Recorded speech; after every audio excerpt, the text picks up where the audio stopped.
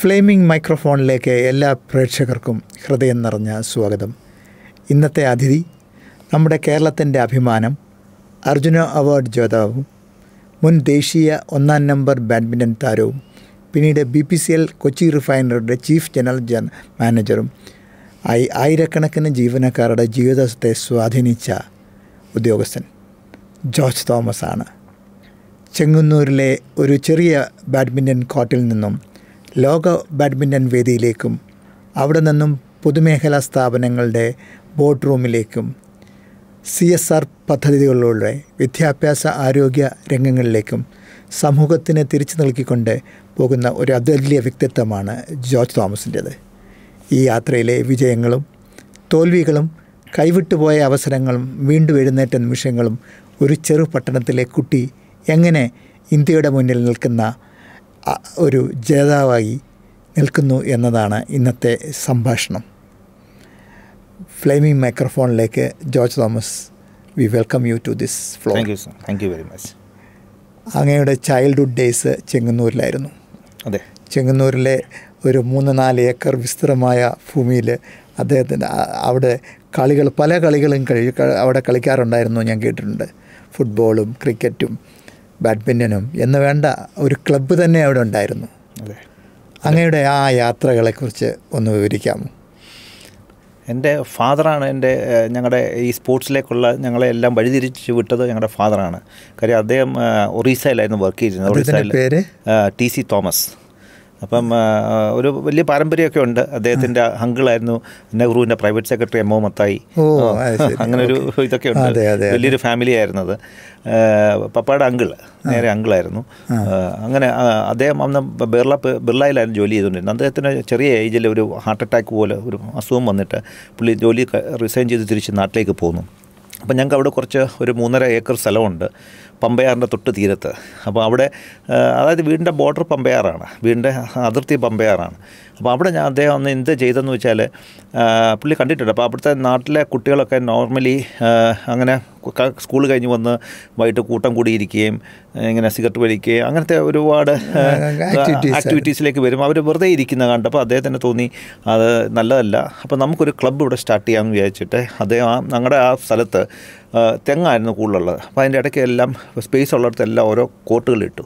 ആദ്യം ഫുട്ബോൾ സ്ഥലത്തും ഉണ്ടായിരുന്നു, ഫുട്ബോൾ കളിക്കാനായിട്ട് ഇതുണ്ടായിരുന്നു, ക്രിക്കറ്റിൻ്റെ ഇതുണ്ടായിരുന്നു, ബാഡ്മിൻ്റന്, വോളിബോൾ, പിന്നെ അങ്ങനെ പല പല കളികളും, കബഡി, ഇങ്ങനെയൊക്കെ എല്ലാത്തിനും ഇങ്ങനെ വരും. അപ്പോൾ ഞങ്ങളന്ന് എസ്പെഷ്യലി സമ്മറൊക്കെ ആകുമ്പോഴത്തേക്ക് ഒരുപാട് നാട്ടിലുള്ള ഒരുപാട് 10, 60, 70 പേര് അവിടെ വരുന്ന സമയം ഉണ്ടായിട്ടുണ്ട്. അത് കഴിഞ്ഞ് ഞങ്ങൾ ഈ കളികളെല്ലാം കളിക്കും, എല്ലാ കളികളും കളിക്കും. കഴിഞ്ഞിട്ട് ഞങ്ങൾ ഏത് വില്ലേജാണത്? ഇത് കല്ലിശ്ശേരി, തിരുവനന്തപുരം വില്ലേജ് എന്ന് പറയും. കല്ലിശ്ശേരി എന്ന് പറയുന്ന ടൗൺ. അപ്പോൾ അവിടുന്ന് ഞങ്ങൾ നേരെ പോകുന്നത് അത് കഴിഞ്ഞാൽ ഉടനെ ആറ്റിലേക്ക് എടുത്ത് ചാടും, സ്വിമ്മിങ് ചെയ്യും, അക്കരെ ഇക്കരെ നീന്തും. അപ്പോൾ അതൊരു ടോട്ടലി ഒരു റൂട്ടീനായി. അങ്ങനെ വന്നു കഴിഞ്ഞപ്പോഴാണ് പിന്നെ ഞങ്ങൾ പതുക്കെ ഷട്ടിലേക്ക് തിരിഞ്ഞു. കാര്യം ഷട്ടിൽ കുറച്ചുകൂടി ഇൻട്രസ്റ്റിംഗ് ആയിട്ട് തോന്നിയിട്ട് ഷട്ടിലേക്ക് തിരിഞ്ഞു. അങ്ങനെ പതുക്കെ ഷട്ടിൽ കളിക്കാൻ തുടങ്ങി, സീരിയസ് ആയിട്ട് കളിക്കാൻ തുടങ്ങി. അപ്പോൾ ഫാദറും കളിക്കും, ഷട്ടിൽ കളിക്കും. അപ്പോൾ അങ്ങനെ ഞങ്ങൾ ഒന്നിച്ച്, ഞാനും എൻ്റെ ബ്രദർ സുരേഷ് തോമസ്, പുള്ളി ഇന്ത്യൻ റെയിൽവേ ചാമ്പ്യനൊക്കെ ആയിരുന്നു, പഴയ ഏഷ്യൻ ഗെയിംസിൻ്റെ ഇന്ത്യൻ ടീമിൻ്റെ റിസർവ് വരെ ആയിട്ടുള്ളതാണ്. അങ്ങനെ ഞങ്ങൾ ഷട്ടിലേക്ക് തിരിഞ്ഞു. അപ്പോൾ അവിടെ പിടിയുന്ന റിസൾട്ട്സ് പതുക്കെ ഞങ്ങൾ ഔട്ട്ഡോർ ടൂർണമെൻറ്റ്സ് ഷട്ടിലുണ്ടായിരുന്നു. ഞങ്ങൾ കളിക്കാൻ തുടങ്ങി. ആറന്മുള, അടൂര്, പന്തളം, ഇങ്ങനെ പല സ്ഥലങ്ങളിലും ടൂർണമെൻറ്റ്സ് കളിക്കാൻ തുടങ്ങി, ചെറിയ ടൂർണമെൻറ്റ്സ്. അങ്ങനെ കളിച്ച് ഞങ്ങൾ ചെറുതായിട്ട് ജയിക്കാൻ തുടങ്ങി. ആ സമയത്താണ് പ്രകാശ് പടുക്കോൺ 1980 ഓൾ ഇംഗ്ലണ്ട് ജയിക്കുന്നത്. അപ്പോഴത്തേക്ക് ഞങ്ങൾക്ക് ഭയങ്കര ഹരമായി, ഇൻസ്പിറേഷനായി. അപ്പോൾ 78 തൊട്ട് പ്രകാശിൻ്റെ ഞങ്ങൾ ഫോളോ ചെയ്യുന്നുണ്ട്. അപ്പോൾ അതൊരു ഭയങ്കര ഹരമായി. കാര്യം അന്ന് ഏറ്റവും കൂടുതൽ റിസൾട്ട് ഉണ്ടായിരുന്നൊരു ഗെയിം ബാഡ്മിൻ്റൺ ആയിരുന്നു പ്രകാശിൻ്റെ സമയത്ത്. 78 പുള്ളി കോമൺവെൽത്ത് ഗെയിംസ് വിൻ ചെയ്തു, 80 ഓൾ ഇംഗ്ലണ്ട് ജയിച്ചു. അങ്ങനെ വന്നപ്പോഴത്തേക്ക് ഞങ്ങൾ സ്ലോലി ബാഡ്മിൻ്റൺ പിക്കപ്പ് ചെയ്തു. അവിടുന്ന് എനിക്ക് 78 ജീവിരാജ സ്പോർട്സ് സ്കൂളിലേക്ക് അഡ്മിഷൻ കിട്ടി. അവിടെ നിന്നാണ് ശരിക്കും ബാഡ്മിൻ്റൺ ടോട്ടലി. അവിടെ ഒരു കോച്ച് ഉണ്ടായിരുന്നു?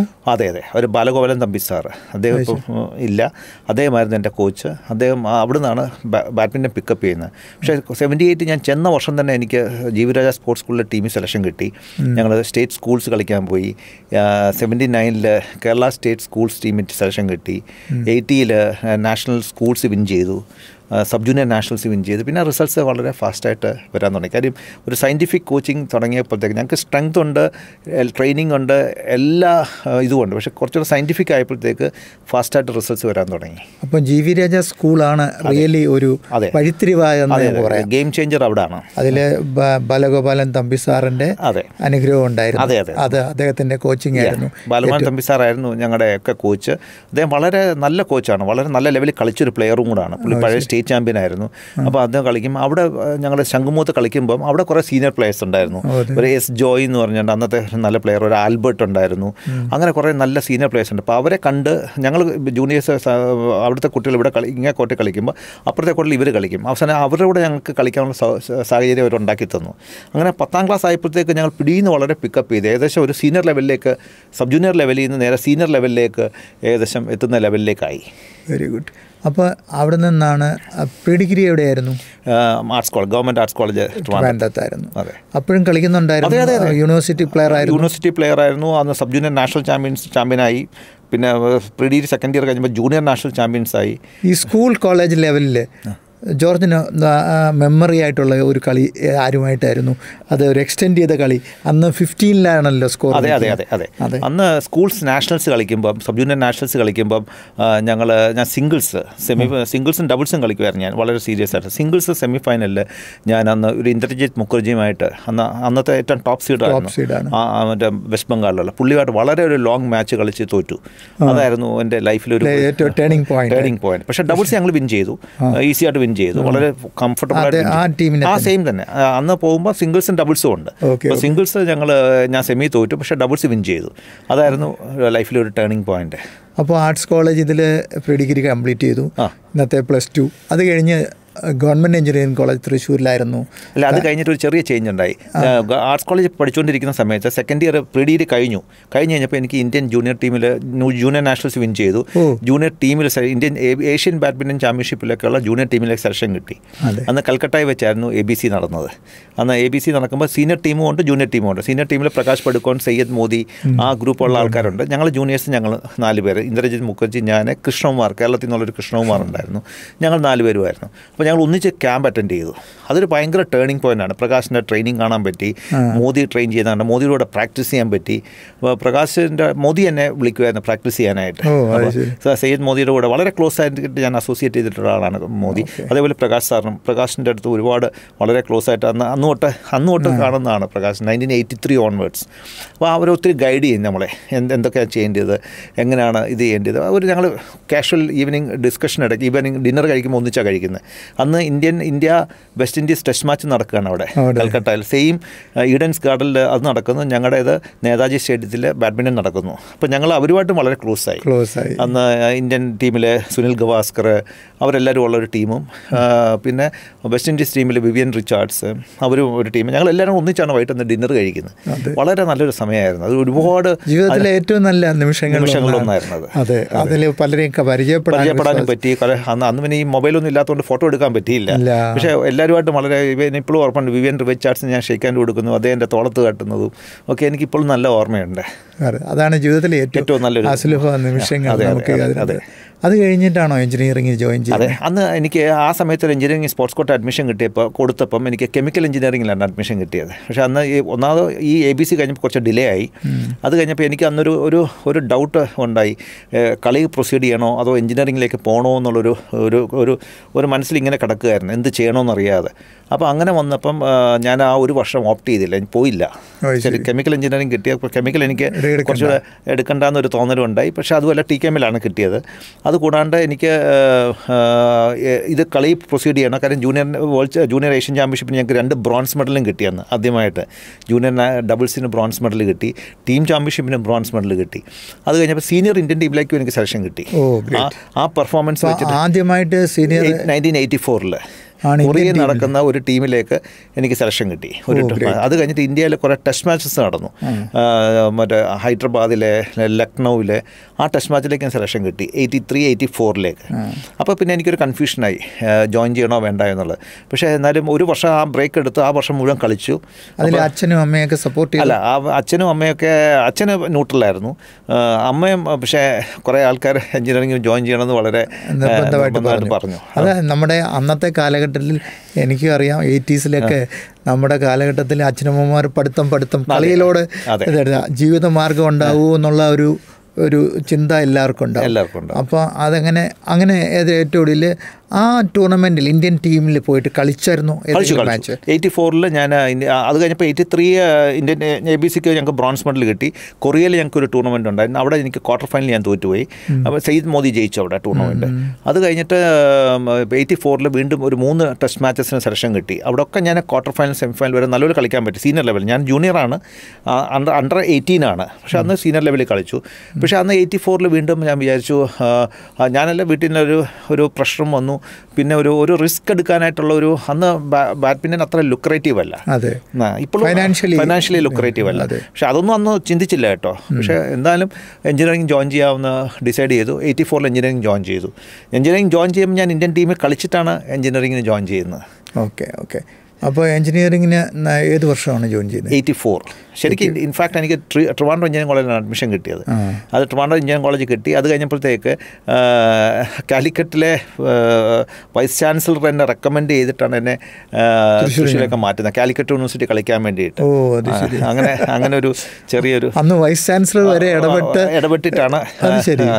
അതായത് അവിടുത്തെ ഫിസിക്കൽ എഡ്യൂക്കേഷൻ ഡയറക്ടർ വൈസ് ചാൻസലറൊക്കെ പറഞ്ഞിട്ട്, വൈസ് ചാൻസലർ ഇവിടുത്തെ ഡയറക്ടർ ഓഫ് ടെക്നിക്കൽ എഡ്യൂക്കേഷൻ എടുത്ത് പറഞ്ഞിട്ട് എന്നെയും കൃഷ്ണകുമാറും, ഞാനും കൃഷ്ണകുമാറും ഡബിൾസ് പാർട്ട്നേഴ്സായിരുന്നു. അപ്പോൾ ഞങ്ങൾ രണ്ടുപേരും ഒരിടത്ത് തന്നെ അഡ്മിഷൻ കിട്ടണമെന്ന് പറഞ്ഞിരുന്നത്. ഏഷ്യൻ ചാമ്പ്യൻഷിപ്പിന് മെഡലുള്ളതുകൊണ്ട് ഒരു ഫ്യൂച്ചർ ഡബിൾസ് കോമ്പിനേഷൻ എന്നുള്ള രീതി ഞങ്ങൾക്ക് അവിടെ തന്നതാണ്.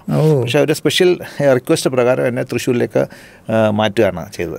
എങ്ങനെയുണ്ടായിരുന്നു തൃശ്ശൂരിലെ? വളരെ നല്ല ലൈഫായിരുന്നു. One of the best college മാത്രമല്ല, അവിടെ എല്ലാ ഫെസിലിറ്റിയും ഉണ്ടായിരുന്നു. കാര്യം എനിക്ക് അവിടെ ഒരു ഗ്രൗണ്ട് ഉണ്ടായിരുന്നു, തൊട്ടടുത്തൊരു പോലീസ് അക്കാഡമി ഉണ്ട്. അപ്പോൾ പോലീസല്ലേ അവിടുത്തെ അത്ലറ്റ്സ് ഇവിടെ ട്രെയിൻ ചെയ്യാൻ വരുന്നത്. തൊട്ടപ്പുറത്ത് വിമല കോളേജ് ഉണ്ട്, അവിടെ ഇൻഡോർ കോർട്ടുണ്ട്, ബാഡ്മിൻ്റൺ കോർട്ടുണ്ട്. പിന്നെ അതുകൂടാണ് തൃശ്ശൂർ ടൗണിൽ ബാഡ്മിൻ്റൺ കോർട്ടുണ്ട്. അപ്പം പ്രാക്ടീസ് ചെയ്യാൻ വലിയ ആൾക്കാരില്ലെങ്കിലും നല്ല ഫെസിലിറ്റീസ് ഉണ്ടായിരുന്നു. ഈവൻ കോളേജിൽ ഒരു ചെറിയ ജിം വരെ ഉണ്ടായിരുന്നു അന്ന്. അപ്പോൾ ഞങ്ങളപ്പോൾ അത് കോളേജിലെ ഗ്രൗണ്ട്, ഇപ്പോൾ ഒരു ബാഡ്മിൻ്റൺ പ്ലെയറിനെ സംബന്ധിച്ച് ഏറ്റവും ഇമ്പോർട്ടൻറ്റ് സാധനം എന്ന് പറഞ്ഞാൽ ഫിസിക്കൽ ട്രെയിനിങ് ആണ്. അപ്പോൾ അതിനുള്ള ഗ്രൗണ്ടുണ്ട്. ഞങ്ങൾ പോലീസ് ടീമിൻ്റെ കൂടെ ഹിൽ റണ്ണിങ്ങിന് പോവും, ബീച്ച് റണ്ണിങ്ങിന് പോവും. അപ്പോൾ അങ്ങനെ സാറ്റർഡേ സൺഡേസ് ബീച്ച് റണ്ണിങ്ങിന് പോകും. പക്ഷേ ലൈഫ് ഭയങ്കര ഹെക്ടിക്കായിരുന്നു.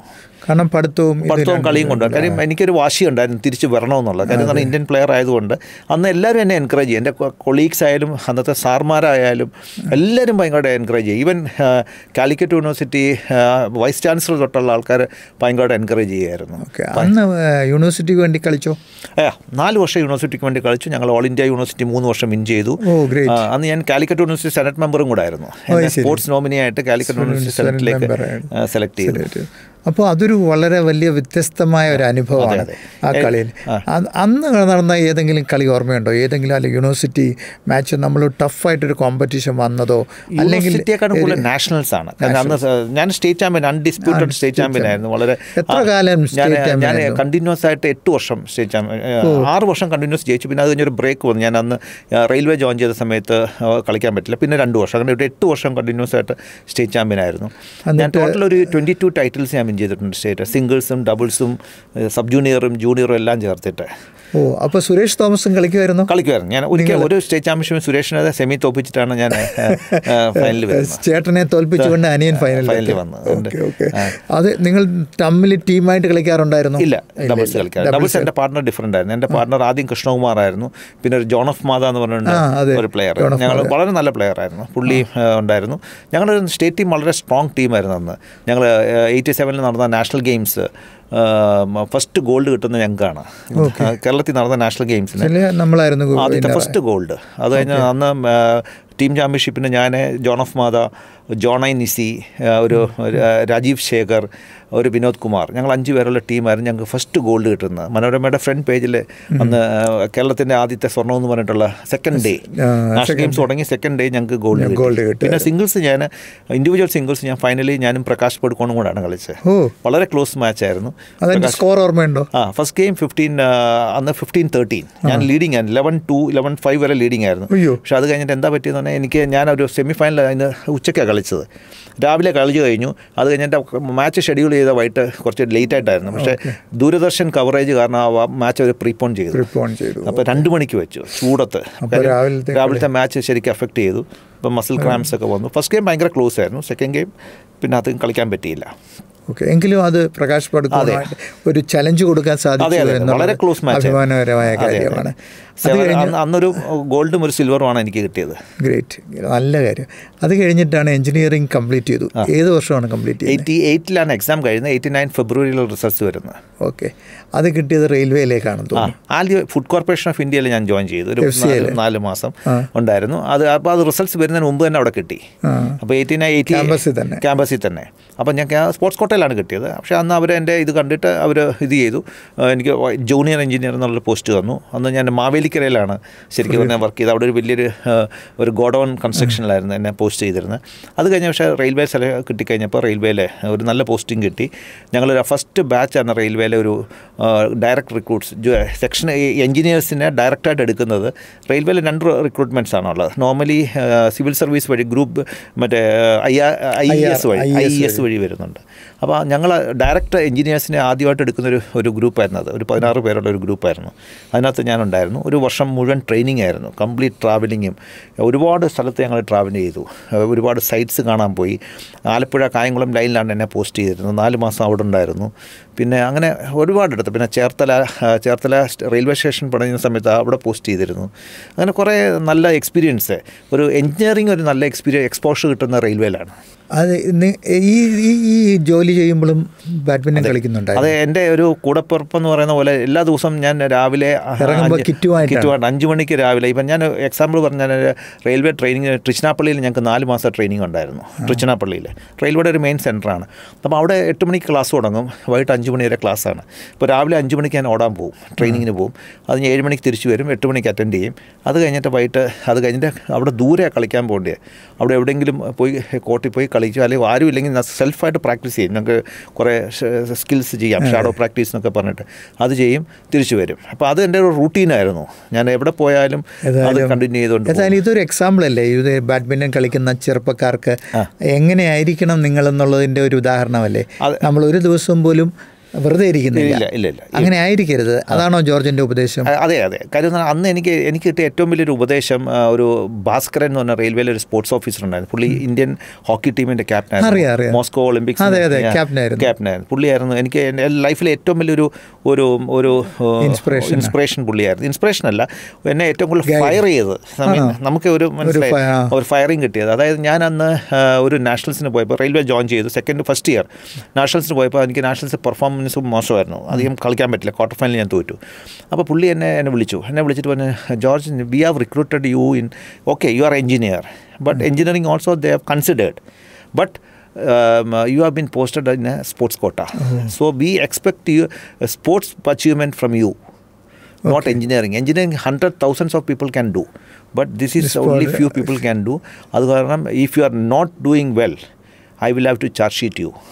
Yeah, he has given me a very clear letter he has given. So then initially I was very desperate.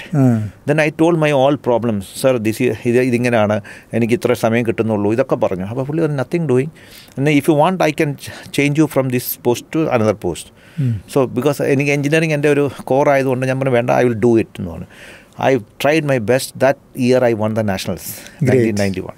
That was the best year I won the nationals, and I got the best sportsman award from railway minister. Same year, because after Syed Modi, I was a person who won the nationals for railways. Okay. How was the reaction of Mr. Bhaskar? Very good. He said, George, because I had to fire you because I know that you had a lot of capacity and you have got a very good game, and you are. I don't want you to go out of the badminton. So that is why I fired you. I also appreciated him, sir. Because of your wording, I could do better in sports that time. But ഞാൻ അങ്ങനെ നോക്കുകയാണെങ്കിൽ സുരക്ഷിതമായ ഒരു കരിയറിനേക്കാൾ കളിയാണ് George തിരഞ്ഞെടുത്തത്. അത് ശരിയായ തീരുമാനമാണെന്ന് താങ്കൾ കരുതുന്നു?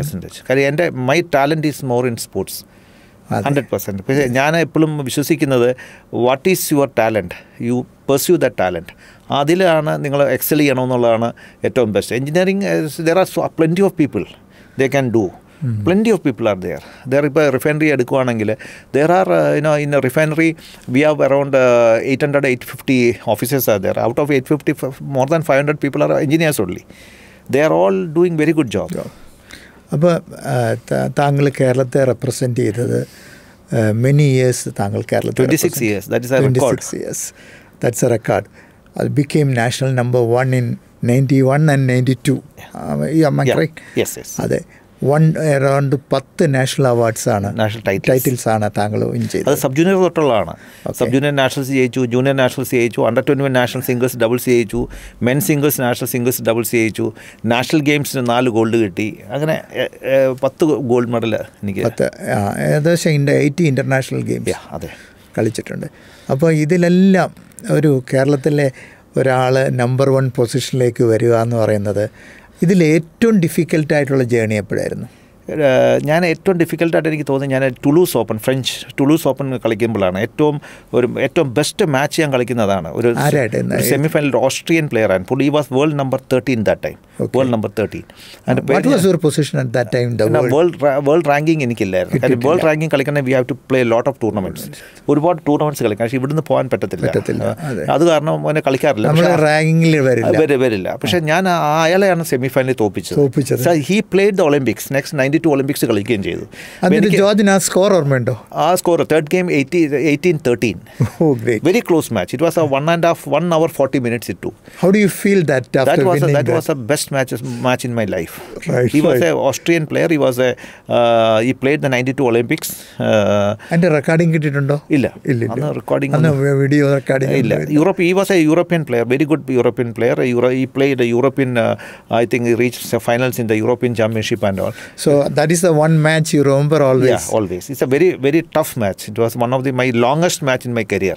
1 hour 40 minutes it took. 1 hour. ആത്മവിശ്വാസം മാറ്റിയ ഏതെങ്കിലും കളികൾ ഉണ്ടായിട്ടുണ്ടോ? Like this was one of the match. That you can achieve. I can achieve more എന്നുള്ള ഒരു ഈ ഒരു ഇതിലാണ് കിട്ടിയത്. കാര്യം എന്ന് പറഞ്ഞാൽ international circuit is not far from me എന്നുള്ളൊരു ഇത് കിട്ടിയത് ആ ഒരു ഇതിൽ നിന്നാണ്. അന്താരാഷ്ട്ര കളികളിൽ നമുക്ക് തോൽവികൾ സംഭവിക്കാറുണ്ട്.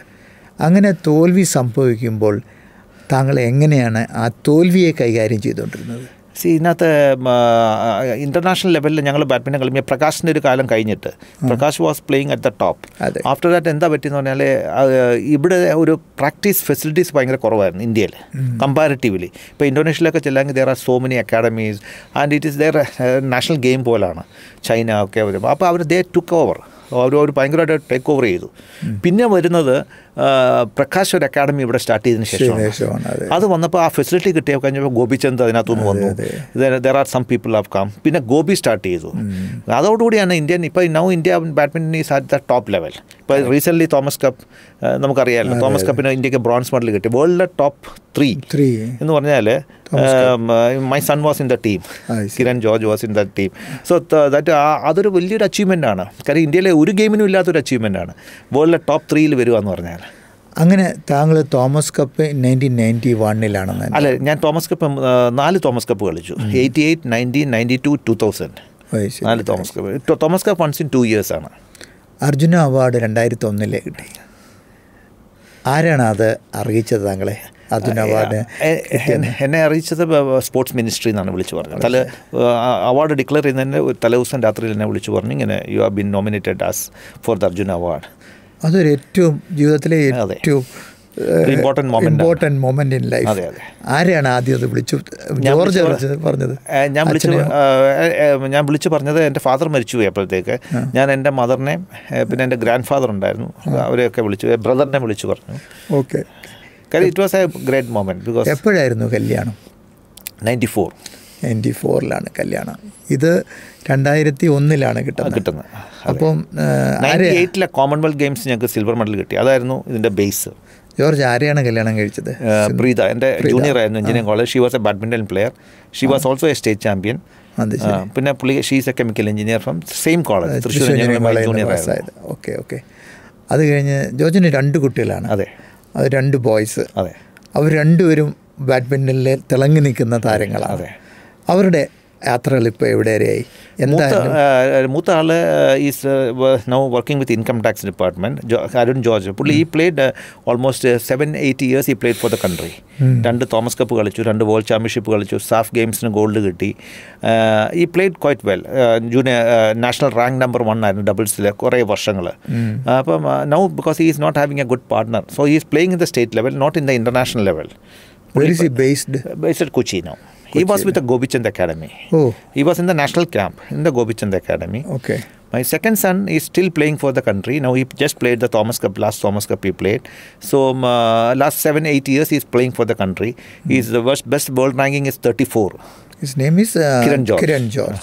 Yes. He is still playing. Now also he is just playing a tournament. Arun എനിക്കറിയാം. കിരനെ കൊച്ചുകുട്ടിയായിട്ട് കണ്ടിട്ടുണ്ട്. അവിടെ they all started in RC under us only. Because we had a camp there. Okay. പുള്ളിക്കാരൻ എവിടെയുണ്ട് ഇപ്പം? ബാംഗ്ലൂരിലാണ്. He is working with Reserve Bank. RBI. അപ്പോൾ ഇന്ന് ഇപ്പോൾ he is in the top ranking. Top ranking is now is ranking, it varies from 30 to 40. Because it depends. Now the tournament, when he performs, he could not cross 30 so far. He is trying for that now to come into the best top 20 വരാനാണ് ഇപ്പോൾ നോക്കിക്കൊണ്ടിരിക്കുന്നത്. Correct. അവിടെ വിട്ടതുകൊണ്ട്, ബാംഗ്ലൂരിൽ വിട്ടതുകൊണ്ട് ആ കോച്ചിങ്ങിനും മറ്റുമൊക്കെ വളരെ പ്രയോജനം. Coaching മാത്രമല്ല, they are getting a confidence and they are getting lot of sponsorship to play the tournaments. ഒരുപാട് ടൂർണമെൻറ്റ് കളിക്കാനുള്ള സ്പോൺസർഷിപ്പ് കിട്ടുന്നുണ്ട്. There are good team is there, good partners are there to practice with. Pinna there are coaches like, Prakash was there to guide earlier. Now Vimal is also there. Vimal is there. So there are good coaches are there. അപ്പോൾ പ്രീതയും ഇവനൊക്കെ കുട്ടികളും സുരേഷും എല്ലാം support ചെയ്ത് ഒരു ഫാമിലിയാണ്, badminton family എന്ന് നമുക്ക് പറയാം. 100%. അതായത് സുരേഷ് മാത്രമല്ല, സുരേഷിൻ്റെ മക്കൾ 2 പേരും. സുരേഷിൻ്റെ മോൾ ഇന്ത്യൻ പ്ലെയർ ആയിരുന്നു, ദയ എന്ന് പറയുന്ന കുട്ടി. RC തന്നെ കളിക്കുമായിരുന്നു. ദയ ജേക്കബ് എന്നാണ് പേര്. പുള്ളിക്കാരി ഇൻ്റർനാഷണൽ പ്ലെയർ ആയിരുന്നു. മോനും നാഷണൽ ലെവൽ പ്ലെയർ ആണ്. അപ്പോൾ ഞങ്ങളുടെ ഫാമിലി മുഴുവൻ ബാഡ്മിൻ്റൺ വളരെ very closely associated with badminton. ഇപ്പോൾ നിങ്ങളുടെ കുട്ടികളൊക്കെ പ്രഷർ വരുമ്പോൾ, they are match pressures, how do you deal that thing? C, ഞാൻ എപ്പോഴും പറയാറുള്ളത്, don't take any pressure. Just leave it. You do your best. You on the court, you try your best and you do your best and focus more.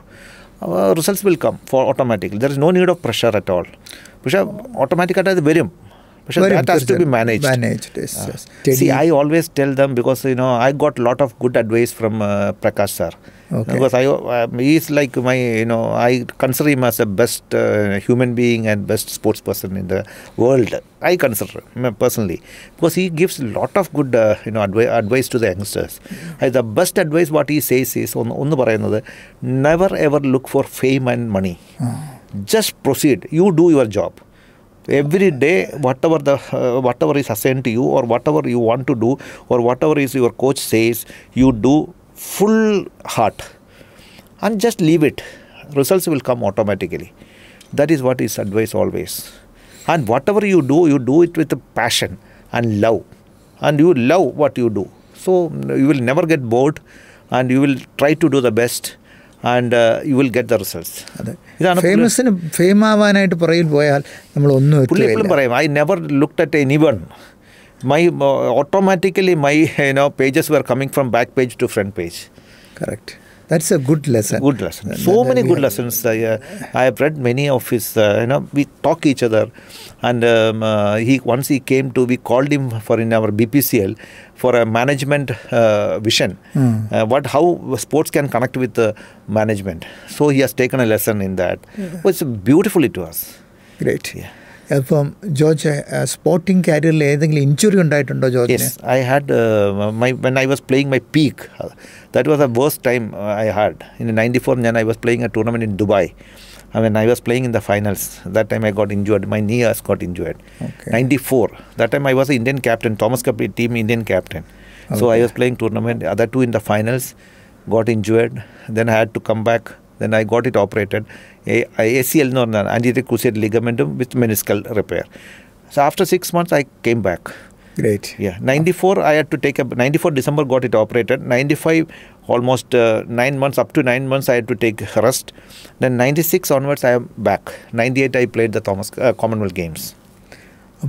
Along with the major sporting career, you also built a professional life. Yes.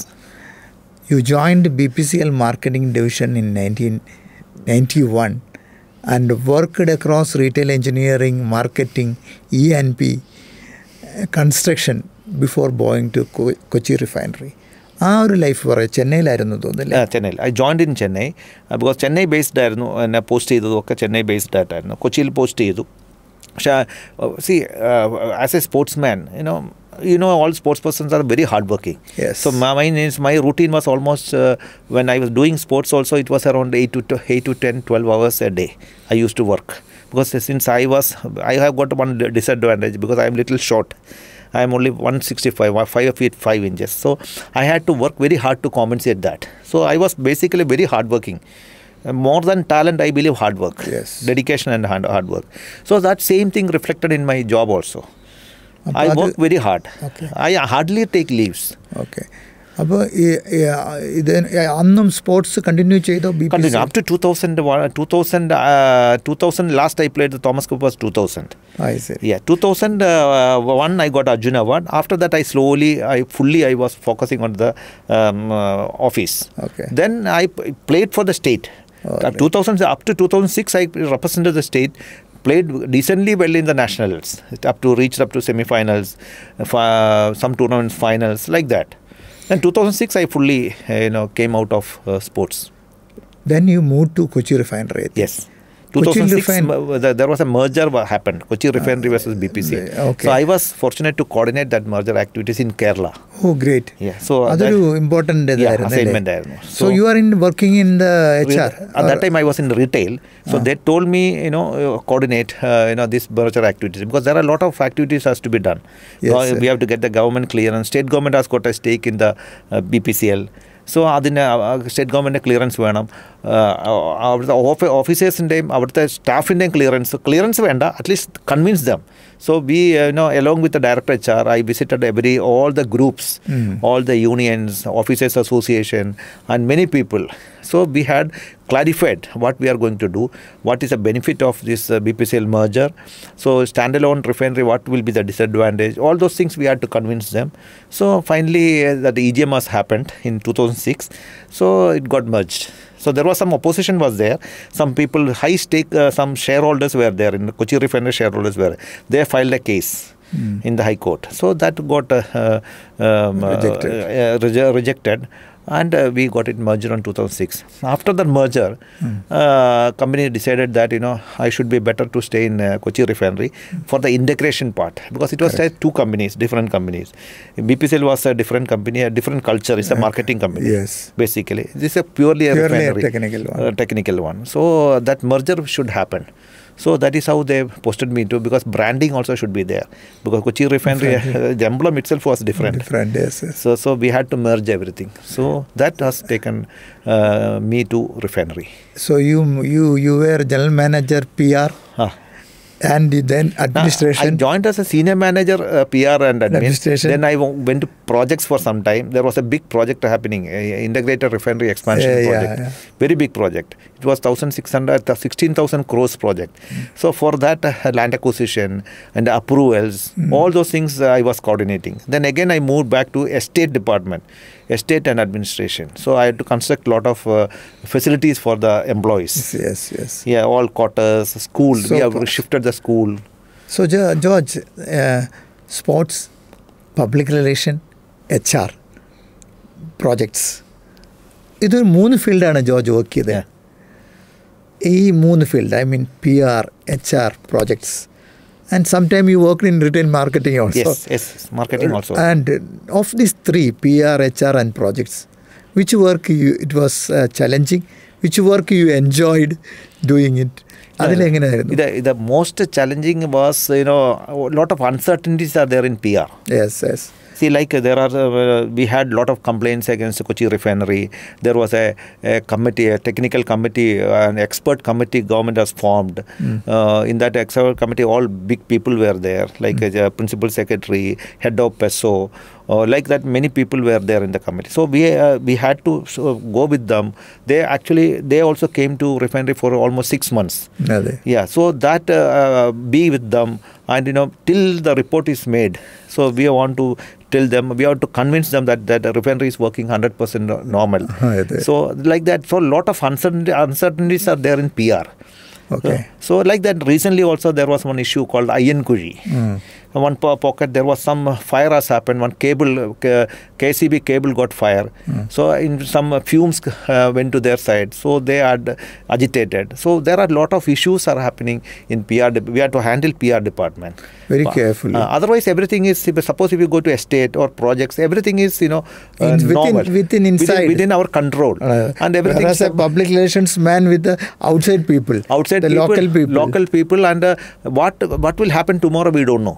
Yes. There was in between, there was a small issue has happened. And I still remember when the commissioning of IRAP, there was a small issue happened. But we don't know, there is some smell has happened. We don't know where it has come from. Either it was, it could have come from Brahmapuram, FACT, HOC. There are so many factories are there. But there are some people, some school children got fainted because of that. So like that, so many issues happened there. ഇതിൽ ഏറ്റവും challenging ആയ ഒരു അനുഭവം പറയാം. ഇതായിരുന്നു ഈ challenging എന്ന് പറയുന്ന ഈ ഒരു സ്മെല്ല് വന്നു. അതെന്തായിരുന്നു കാരണം? എക്സാക്ട്ലി അതിന്റെ റീസൺ ഇതുവരെ കണ്ടുപിടിച്ചിട്ടില്ല. We could not, because it is very difficult to find out. Because refinery ഉണ്ട്, HOC ഉണ്ട്, FACT ഉണ്ട്, Brahmapuram ഉണ്ട്. That time Brahmapuram was worse. Okay. So many carbon flip ഉണ്ട്. There are so many factories. It can come from anywhere. So what actually ultimately happened was, there are some 50 to 60 students got fainted, school children. So എന്താണ് അതിന്റെ reason ഞങ്ങൾ കണ്ടുപിടിച്ചു കഴിഞ്ഞപ്പോൾ, the children actually they were not had food in the previous night. So that was the reason they could not resist. Same in our school is also there. Same near compound. പക്ഷെ അവർക്ക് ഞങ്ങളുടെ കുട്ടികൾക്കൊന്നും കുഴപ്പം വന്നില്ല. ഇവർക്ക് ഇത് വന്നപ്പോഴത്തേക്ക് പിന്നെ അന്വേഷിച്ചപ്പോൾ അന്നത്തെ MP ഒരു P. രാജീവ് സാറായിരുന്നു. പുള്ളി അപ്പോൾ അന്വേഷിച്ചപ്പോഴാണ് അറിയുന്നത് ഈ കുട്ടികൾ health wise they are weak because they didn't have food in the night. അന്നാണ് ഞങ്ങൾ we started a scheme called breakfast scheme. Kochi refinery.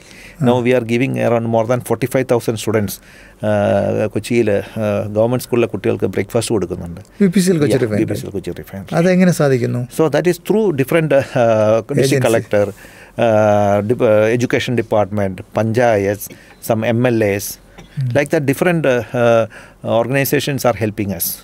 Another important thing which found is negotiating wage settlements with the employee unions. That is not an easy work, right? Yes. What did those negotiations teach you about patience and fairness? Basically, what I found is it is a gap between the top management and the unions. That's all. ആ gap കുറച്ച് കൊണ്ടുവരിക എന്നുള്ളത് മാത്രമേ ഉള്ളൂ. Because last time, I will tell you one example. In our LTS, there was a specific clause was there.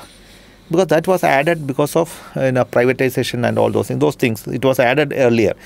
Half of our, because BPCL is a big company, there are 9 unions are there. So all marketing unions have signed the agreement. So they cannot have a separate agreement with the refineries. So they had to sign with that clause. Okay. അപ്പോൾ ആ close clarify ചെയ്യണം.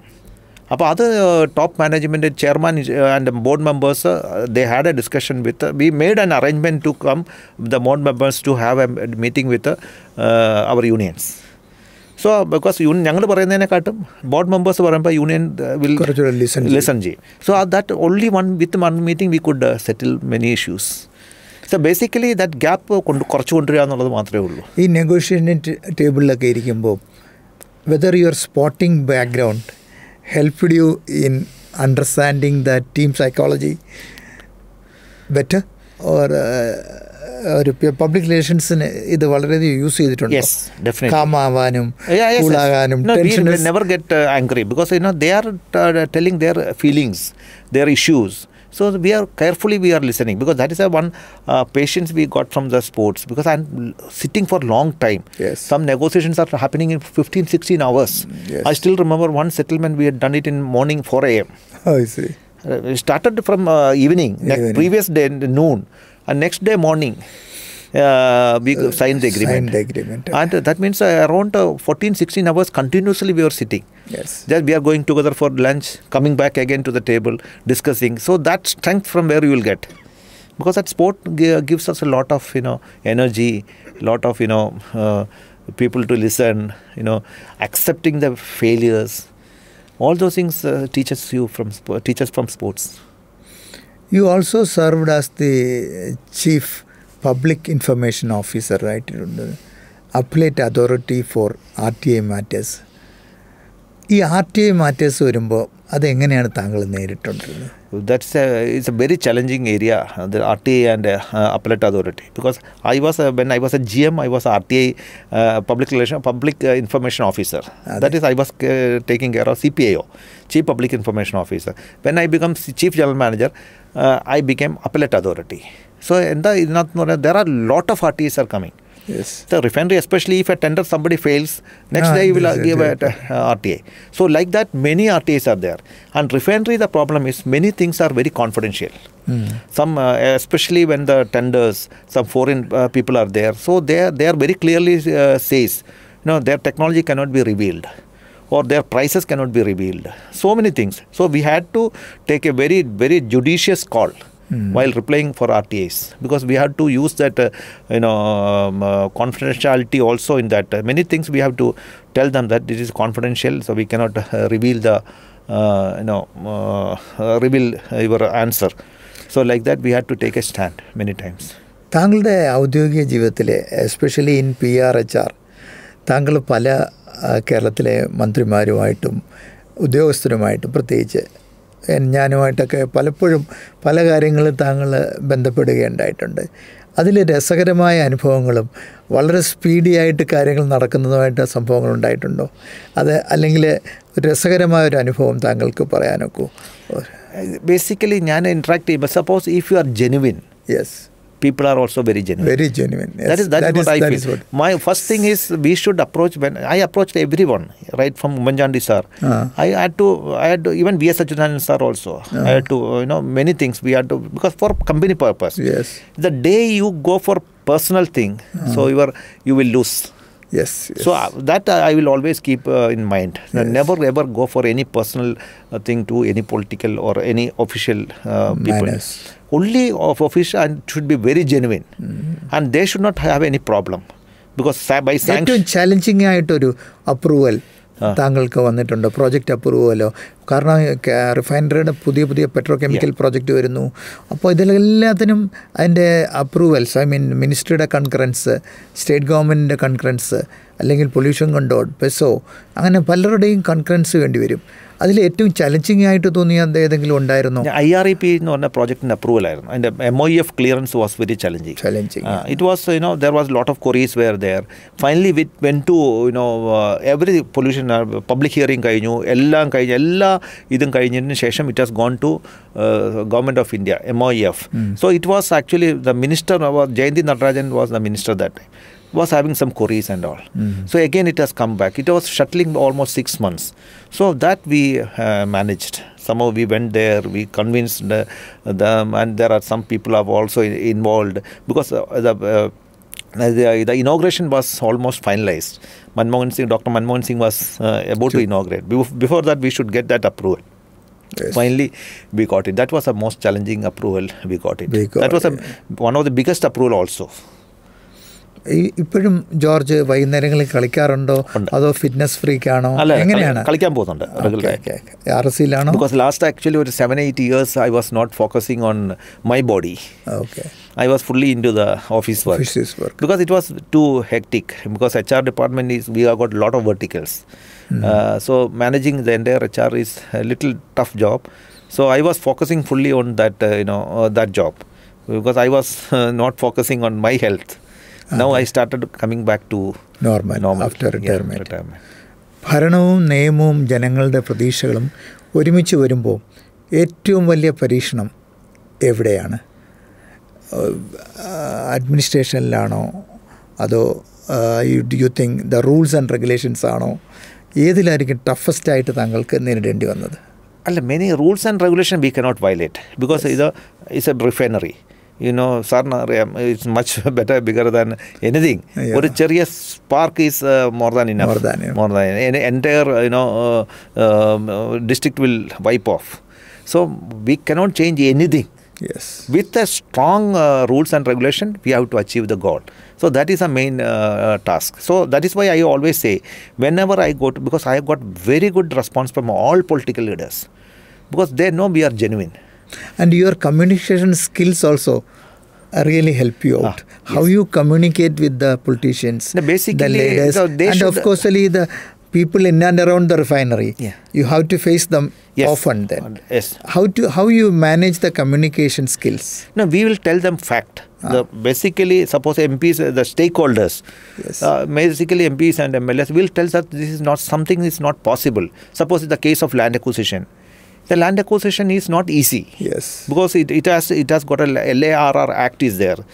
If the land is acquired, after 5 years, if you are not utilized, the land has to go back. It has to go back, as a rule says like that. So ഞങ്ങളപ്പോൾ അത് convince ചെയ്യും അവരെടുത്ത് പറയും, sir ഈ land എടുത്ത് ഞങ്ങൾക്ക് use ഇല്ല.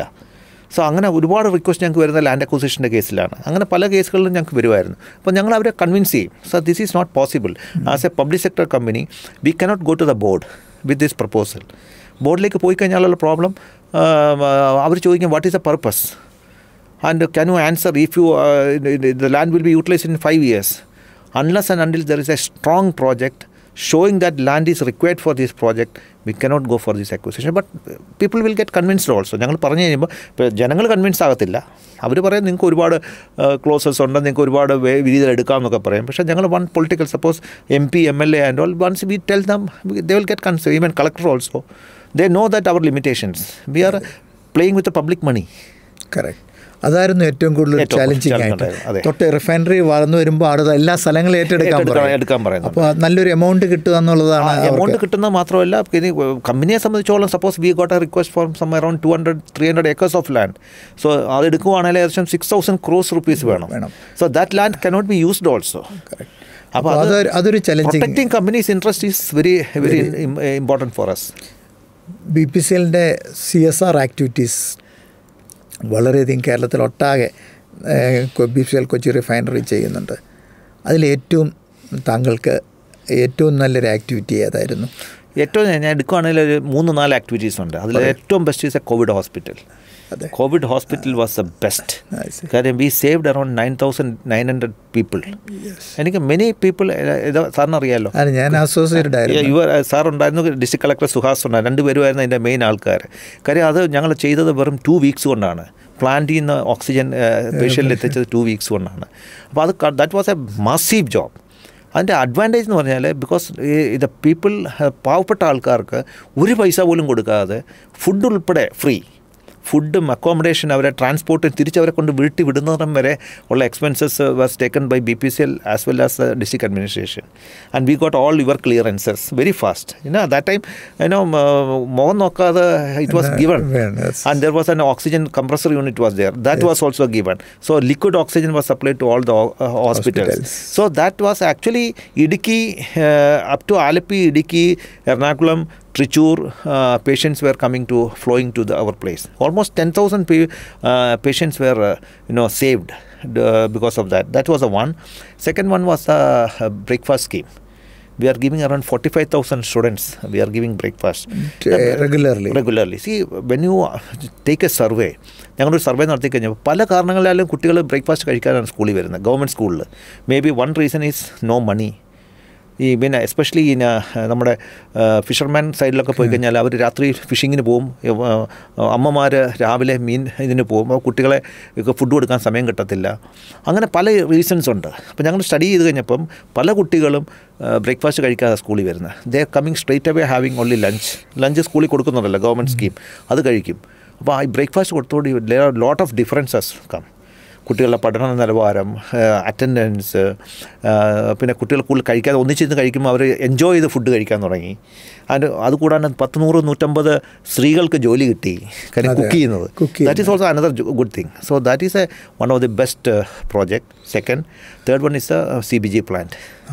That was അതിനെക്കുറിച്ചൊന്ന് പറഞ്ഞേ. CBG പ്ലാന്റ് കേരളത്തിലെ ആദ്യത്തെ CBG പ്ലാന്റാണ്. അതിൻ്റെ റോ മെറ്റീരിയൽ വേസ്റ്റ് അത് എവിടെ നിന്നാണ് എടുക്കുന്നത്? അത് കോർപ്പറേഷൻ. സോ ഇത് ആക്ച്വലി സാറിന് അറിയാമല്ലോ, അവിടുത്തെ ഫയർ നടന്നത് എത്രയോ ദിവസം ഫയർ നടന്നിട്ട് ഒരുപാട് ഇഷ്യൂസ് ഉണ്ടായി. So actually we had gone because it is a very dangerous to refinery also. Refinery next ബൗണ്ടറിയാണ് ഈ ബ്രഹ്മപുരം പ്ലാന്റ് എന്ന് പറഞ്ഞാൽ. അവിടുത്തെ ഫയർ എന്ന് പറഞ്ഞു കഴിഞ്ഞാൽ it is A shocking for all of S. ഞങ്ങൾ പേടിച്ചാണ് ഇരിക്കുന്നത്. എന്തെങ്കിലും വേപ്പേഴ്സിൽ എവിടെയെങ്കിലും കയറി ഇത് ഫയർ പിടിച്ചു കഴിഞ്ഞാൽ സോ ദാറ്റ് വിൽ ലൂസ്. അങ്ങനെ പറഞ്ഞപ്പോൾ ഞങ്ങളുടെ ചെയർമാൻ, ഇപ്പോഴത്തെ current chairman Sanjay Khanna, so he has seen that fire from his colony, Marine Drive ഇരുന്നിട്ട് ഈ കത്തുന്ന കാണാൻ പറ്റി. Then he immediately called me. He said we should do something. Then we went to corporation chairman, അന്ന് അനിൽകുമാർ ആയിരുന്നു, അദ്ദേഹത്തിൻ്റെ അടുത്ത് പോയി കണ്ടപ്പോൾ അദ്ദേഹം പറഞ്ഞു വിൽ ഡിസ്കസ്. പിറ്റേ ദിവസം തന്നെ we came to Trivandrum. Chief Secretary convened a meeting with 2-3 ministers were there. Immediately the decision was taken. So they said they will give, initially we thought of 500 tons, but then അവർ പറഞ്ഞു അത് അത്രയും തരാൻ പറ്റത്തില്ല, because all they calculated 150 tons per day. അതിൽ വെച്ചാണ് ഞങ്ങളിപ്പോൾ design ചെയ്ത് up to 2,200 tons we can expand. It is almost completed now. Trial run is successful and we have started taking waste little bit now. And gas has been generated and it's done very well. So it is a 150 ton CBG plant. And you are filling into cylinders? No. It is directly, the gas is taken directly to refinery. നമുക്കൊരു break എടുക്കാം George Thomas. അത് കഴിഞ്ഞിട്ട് ബാക്കി കാര്യങ്ങൾ നമുക്ക് discuss ചെയ്യാം. Thank you. We will go for a break.